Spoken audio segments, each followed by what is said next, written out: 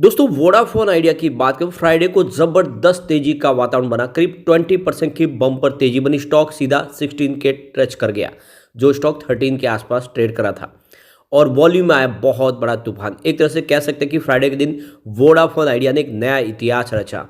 52 का नया हाई बना। तो ये जो तूफानी तेजी आई, इसके पीछे वजह क्या है और क्या इस बार वोडाफोन आइडिया 20 को क्रॉस कर जाएगा, जानने की कोशिश करेंगे इस वीडियो के माध्यम से। यहाँ पे वोडाफोन आइडिया, वैसे तो ये छोटा सा पेनी स्टॉक है, कंपनी को बहुत सारा लॉस है, लगातार इसके कस्टमर कम हो रहे। आप देख सकते हो कि वोडाफोन आइडिया 5G में बहुत ज़्यादा पिछड़ गया और इस वजह से लगातार इनको अपने सब्सक्राइबर कम होते हुए दिखाई दे रहे हैं और सारे के सारे जियो फाइन की तरफ से और देखें तो एयरटेल की तरफ ऐड होते हुए दिखाई दे रहे। ऐसे में क्या ये वोडाफोन आइडिया सर्वाइव कर जाएगा? वैसे तो इसकी प्राइस बिल्कुल अभी भी कौड़ियों के भाव में, क्या आने वाले समय ये 3 डिजिट में जा सकता है, जानने की कोशिश करेंगे इस वीडियो के माध्यम से। लेकिन फ्रेंड, उससे पहले अगर आप पहली बार हमारे चैनल पे आए तो चैनल को सब्सक्राइब कर दीजिए, एक बेल आइकॉन दबा दीजिए ताकि जब भी नया वीडियो बने पहला नोटिफिकेशन आपको मिले। वीडियो पसंद आए तो लाइक शेयर जरूर कीजिए। चलो फ्रेंड्स, वीडियो स्टार्ट करते हैं। मैं हूँ आपका दोस्त SB दवे और हमारे अपने चैनल ऑनलाइन कमाई में आपका बहुत बहुत स्वागत है। तो सबसे पहले वोडाफोन आइडिया के कारोबार की बात करें तो स्टॉक की शुरुआत हुई पॉजिटिव 13.45 पर। गुरुवार की क्लोजिंग 13.25 के आसपास थी। ठीक ठाक शुरुआत हुई, लेकिन देख सकते हो कि इंट्राडे में 13.30 का लो भी बना, यानी गुरुवार की क्लोजिंग के आसपास स्टॉक आया। लेकिन वहां से जो तूफानी तेजी शुरू हुई वो एक तरफा बनी, 16.25 का हाई बन गया। अब यहाँ पे जो सर्किट लिमिट है वो 20% से ऊपर थी और इसीलिए इसको बहुत तेजी से आगे बढ़ने का मौका मिला और अंत में क्लोजिंग 16 के आसपास ही रही, जहाँ पे 20.75% की ज़बरदस्त तेजी बनी। तो स्टॉक ने तूफान मचा दिया। अब वॉल्यूम में तो बहुत ज़बरदस्त उछाल देखने को मिला। पिछले एक महीने पर इसका 42 करोड़ का वॉल्यूम था, 11 करोड़ की डिलीवरी उठाई गई थी।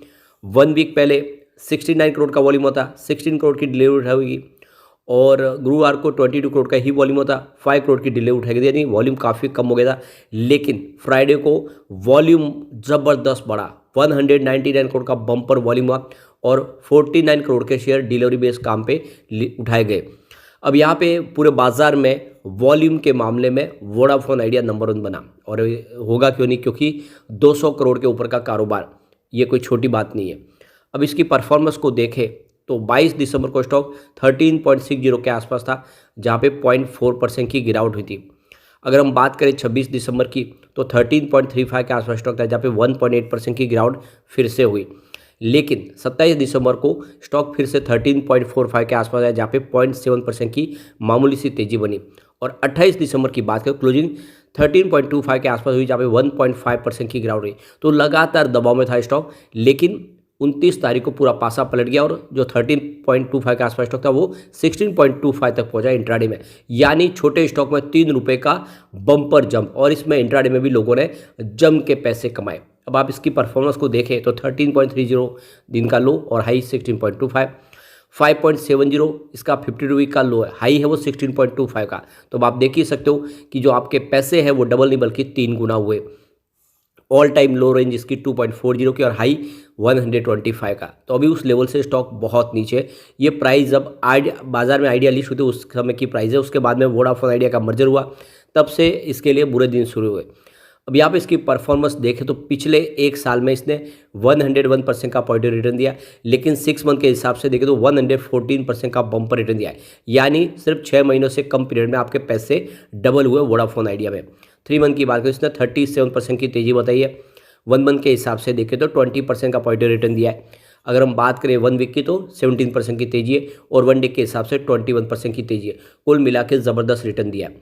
अब यहाँ पे देख सकते हो कंपनी की जो फंड जुटाने की डेडलाइन है वो दिसंबर में ख़त्म हो रही है। हालांकि कंपनी कई बैंकों से अपनी बातचीत चल रही है और इसके अलावा कंपनी 5G रोल आउट के लिए भी वेंडरों से बातचीत कर रहा है। साथ में कंपनी अपने कर्ज को भी कम करने की कोशिश कर रहा है। इस साल सितंबर में डॉट को करीब 1701 करोड़ का भुगतान भी किया है। इससे निवेशकों के बीच में सेंटीमेंट थोड़ा सा सुधरा है। तो वोडाफोन आइडिया के शेयरों में जो तेजी के पीछे वजह की प्रमोटर की तरफ से फंड लगाने की चर्चा चल रही है। अक्टूबर 2023 में वोडाफोन आइडिया मैनेजमेंट ने कहा था कि प्रमोटर की तरफ से 2000 करोड़ रुपये का कमिटमेंट दिसंबर तिमाही में क्लोज हो जाना चाहिए। वोडाफोन आइडिया लगातार एक्सटर्नल बोरिंग कर चुका है और इसी के चलते इसकी एक्सटर्नल बोरिंग सबसे कम रही है। तो कुल मिला के प्रमोटर अपनी तरफ से फंड लगा सकते हैं, इस वजह से यहाँ पे माहौल पॉजिटिव बना है। इसके अलावा जो एक और अपडेट निकल के आ रही है कि जो एलन मस्क यहाँ पे देख रहे हो कि एक तरह से टेस्ला के जो मालिक और टेलीकॉम सेक्टर में जो सैटेलाइट के माध्यम से जो इंटरनेट देने वाली जो सेवाएं देने वाली कंपनी है, वो एलन मस्क गुजरात की विजिट करने जा रहे हैं और 10 जनवरी को जो उनकी विजिट होगी, जिसमें वो टेलीकॉम सेक्टर में अपनी एंट्री करना चाहते हैं और इसके लिए वोडाफोन आइडिया के अंदर वो कुछ पार्टनरशिप तलाश रहे। और यहाँ पे जिस तरह से 5G के लिए वोडाफोन आइडिया को भी फंड की जरूरत है और एलन मस्क का अगर साथ मिल जाता है तो वोडाफोन आइडिया फिर से तर सकता है और इस खबर ने भी यहाँ पे पॉजिटिव माहौल बनाया।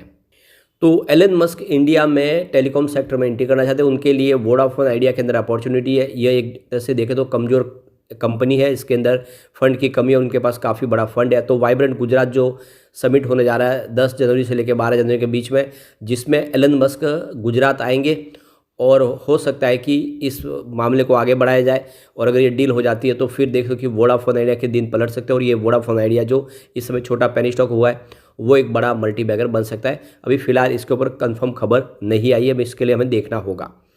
अब यहाँ पे वोडाफोन आइडिया ने एक्सचेंज को जानकारी दी है कि उन्होंने Q3 की तैयारी कर ली है, यानी कंपनी अपने रिजल्ट को क्लियर कर चुकी है, तैयार हो चुका है रिजल्ट और इसीलिए 1 जनवरी 2024 से ट्रेडिंग विंडो को क्लोज कर रहे हैं। इनसाइडर ट्रेडिंग अब नहीं हो पाएगी।